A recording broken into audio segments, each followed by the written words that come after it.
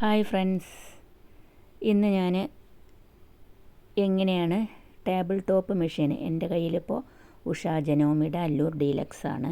അപ്പോൾ അത് വെച്ച് ഇതുപോലെ ഞാൻ ഓവർലോക്ക് ചെയ്തെടുക്കുന്നതാണ് കാണിക്കുന്നത്.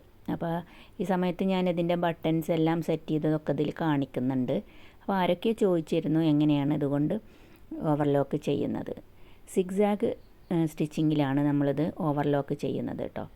അപ്പോൾ സ്റ്റിച്ചിങ് കഴിഞ്ഞ ഒരു ടോപ്പാണത്. അപ്പോൾ അത് ഞാൻ ഈ രൂപത്തിൽ ഇതുപോലെയാണ് ഓവർലോക്ക് ചെയ്തെടുക്കുക. അങ്ങനെ ഓവർലോക്ക് ചെയ്തെടുത്തതിന് ശേഷം പുറത്തേക്ക് തള്ളി നിൽക്കുന്ന ആ നൂലുകളുണ്ടല്ലോ, അത് നമുക്ക് കട്ട് ചെയ്ത് കളയുകയാണ് ചെയ്യാറുള്ളത്.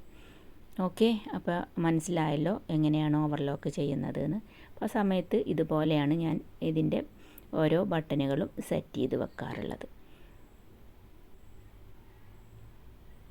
അപ്പോൾ വളരെ പെട്ടെന്ന് കഴിയും കേട്ടോ ഈ ഒരു ഓവർലോക്ക് സിസ്റ്റം.